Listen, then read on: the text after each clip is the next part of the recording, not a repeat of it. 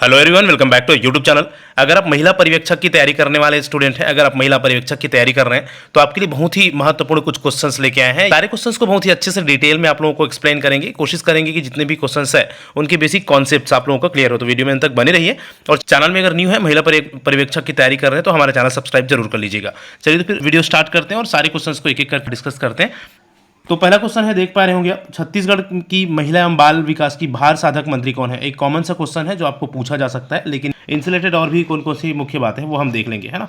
तो भार साधक मंत्री अभी फिलहाल राज्य में महिला एवं बाल विकास की कौन है, अगर आप देखे होंगे तो श्रीमती अनिला भेड़िया जी है। ठीक है, कौन है? श्रीमती अनिला भेड़िया जी।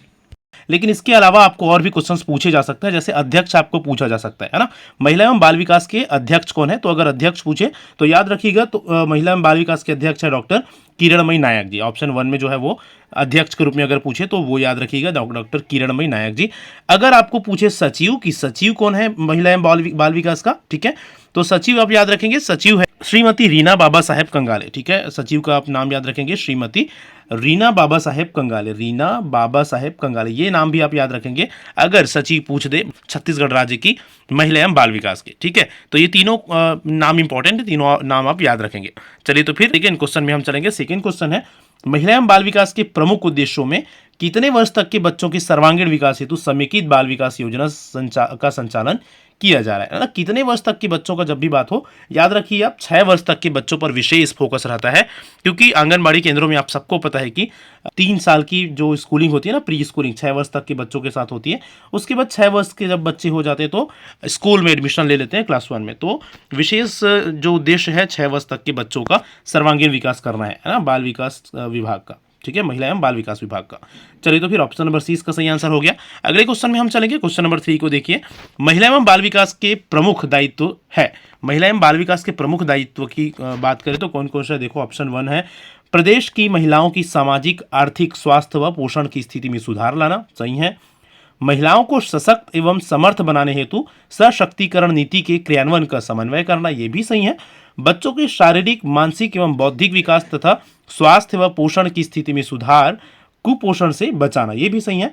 बाल अधिकारों का प्रभावी संरक्षण करना, यह भी सही है ना। जब भी हम महिला एवं बाल विकास विभाग के प्रमुख दायित्वों की बात करते हैं ना, तो ऊपर जितने भी ऑप्शंस हमको दिख रहे हैं वो सारे ऑप्शंस हमको समझ में आते हैं। इन्हीं सभी उद्देश्यों की पूर्ति हेतु इस विभाग का गठन किया गया। तो हम अब ऑप्शन में चले तो केवल 1, केवल 1, 1 और 2, केवल 1 और 2, 3 और उपयुक्त सभी, है ना। तो क्वेश्चन नंबर 3 का सही आंसर क्या हो जाएगा? उपयुक्त सभी।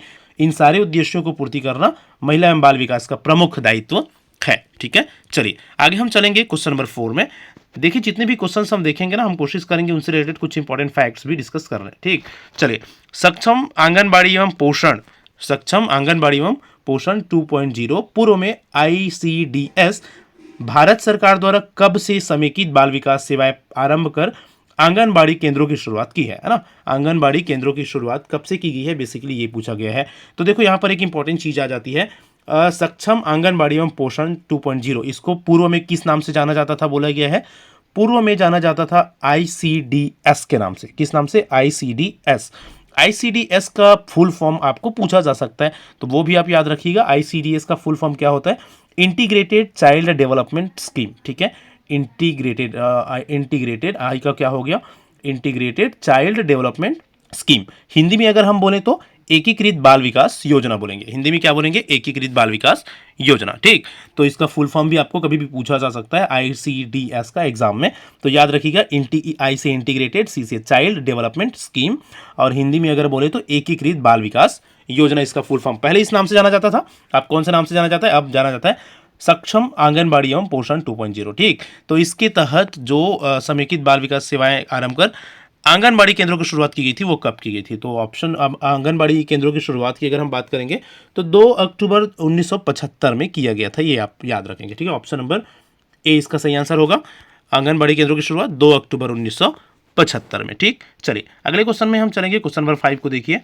सक्षम आंगनबाड़ी एवं पोषण 2.0 पूर्व में ICDS के संदर्भ में कौन सा कथन गलत है, बोला गया। ठीक है, कौन सा कथन गलत है? देखिए, पहला, बच्चों के उचित मानसिक, मनोवैज्ञानिक, शारीरिक तथा सामाजिक विकास की नींव डालना, ये तो सही है ना। अगला क्वेश्चन देख लो, 0 से 12 वर्ष तक के बच्चों में पोषण व स्वास्थ्य की स्थिति निर्मित करना। 0 से 12 वर्ष तक के बच्चे बोल रहे हैं भैया, अब देख लीजिए। ठीक है। तो आंगनबाड़ी ये हमको यहीं पर क्वेश्चन हमारा आंसर समझ में आ जाएगा। जब भी आंगनबाड़ी केंद्र की बात होती है तो फोकस कहाँ से होता है, 0 से 6 वर्ष तक के बच्चों में, है ना, 6 वर्ष तक के बच्चों तक इसका फोकस होता है। अब 0 से 6 वर्ष, 0 वर्ष से 6 वर्ष क्यों लिया जाता है, क्योंकि देखो जब से बच्चे का जन्म होता है ना तभी से आंगनबाड़ी केंद्रों की उत्तरदायित्व या उनकी जो जिम्मेदारी होती है वो स्टार्ट हो जाती है ना, क्योंकि जो टीकाकरण वगैरह हो गए या जो भी उनके पोषण के लिए जो उचित मार्गदर्शन हो गए माताओं को, वो सारी चीज़ों का जिम्मेदारी किसका होता है, आंगनबाड़ी केंद्रों का होता है। इसी कारण से 0 से 6 वर्ष 0 से लिया जाता है, ठीक है। तो हालांकि जो 3 साल होती है तब बच्चे को वहाँ पर एडमिशन दिया जाता है ना, 2.5 से 3 साल में। बाकी जो उद्देश्य उनकी जो रिस्पॉन्सिबिलिटी होती है बच्चों के प्रति, क्योंकि संपूर्ण पोषण की जिम्मेदारी है आंगनबाड़ी केंद्रों को, ठीक है, इस कारण से 0 से 6 वर्ष लिया जाता है। तो आप यहाँ पर 0 से 12 वर्ष दिया गया जो कि गलत है ना। तो गलत कथन कौन सा है बोला गया था, तो ऑप्शन नंबर बी यहाँ पर गलत है। ठीक, चलिए नेक्स्ट क्वेश्चन में हम चलेंगे। क्वेश्चन नंबर 6 को देखिए आप, सुमेलित नहीं है करके क्वेश्चन पूछा गया, सुमेलित नहीं है। कौन सा सुमेलित नहीं है भाई, देख लीजिए एक बार। टीकाकरण गर्भवती महिलाएं एवं 0 से 6 वर्ष तक के बच्चे, सही है ना। तो कौन सा सही नहीं है ऐसा बोला गया है ना। पूरक पोषण आहार किसके लिए होती है, पूरक पोषण आहार होती है गर्भवती महिलाएं, शिशुवती महिलाएं, 6 माह से 6 वर्ष तक की आयु के बच्चे, ये पूरक पोषण आहार दिया जाता है 6 माह से 6 वर्ष तक की आयु के बच्चों को, ठीक है। तो ये भी सही है। तीसरा देखो, स्वास्थ्य एवं पोषण शिक्षा जो है, स्वास्थ्य एवं पोषण शिक्षा 18 से 45 साल की महिलाएं, गर्भवती महिलाएं, धात्री महिलाएं एवं किशोरी बालिकाएं। तो यहाँ पर अगर आप देखेंगे ना तो जो स्वास्थ्य एवं पोषण शिक्षा है वो किससे संबंधित है, 15 से 45 साल की महिलाओं से संबंधित है, ठीक है। 15 से 45 साल की महिलाएं और बालकों के जो पोषण का स्तर है ना बच्चों के, उससे संबंधित है, ठीक। तो यहाँ पर 18 साल से बोला गया तो ये गलत हो जाएगा। तो हमारा option number C, question option number C ही गलत है, सुमेलित नहीं है ना। उस डी में क्या दिया था, शाला पूर्व अनौपचारिक शिक्षा। तो शाला पूर्व अनौपचारिक शिक्षा वही आंगनबाड़ी वाला हो तो 3 से 6 साल होता है, सबको पता है ना। तो इस तरह से ऑप्शन नंबर सी हमारा गलत हो गया कि भाई ये भी याद रखेंगे आप, स्वास्थ्य एवं पोषण शिक्षा जो है वो 15 से 45 साल तक के जो महिलाएं हैं और जो बच्चे होते हैं उनके पोषण की जो स्तर है उसमें उसका विशेष ध्यान देने के उद्देश्य से इस जो शिक्षक जो स्वास्थ्य एवं पोषण शिक्षा है उसका शुरुआत किया गया था, ठीक है।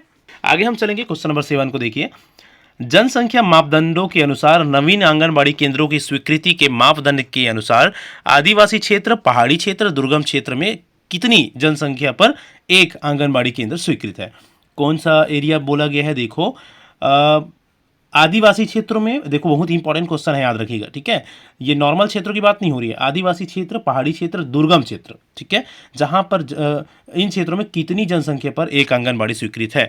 तो इस क्वेश्चन नंबर 7 का आप सही आंसर देखेंगे, देखो 4 अलग अलग ऑप्शन अगर देख लो आप, 150 से 300, 150 से 400, 300 से 800 की 400 से 800। तो इसका सही आंसर होगा, याद रखिएगा, 300 से 800, ऑप्शन नंबर सी। 300 से 800 तक की जो जनसंख्या वाले एरिया है वहां पर ना एक आंगनबाड़ी केंद्र स्वीकृत है।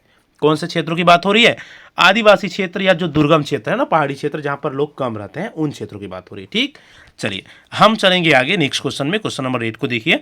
आंगनबाड़ी केंद्रों के संचालन की स्थिति नवंबर 2022 में सर्वाधिक आंगनबाड़ी केंद्र किस जिले में है, ये पूछा गया है, ठीक है। तो इसको एक अच्छे से याद रख लीजिएगा और एक कॉलम में, ठीक है, कि कौन कौन से जिले में कितने आंगनबाड़ी केंद्र है। तो यहाँ पर नवंबर 2022 की स्थिति में, ठीक है।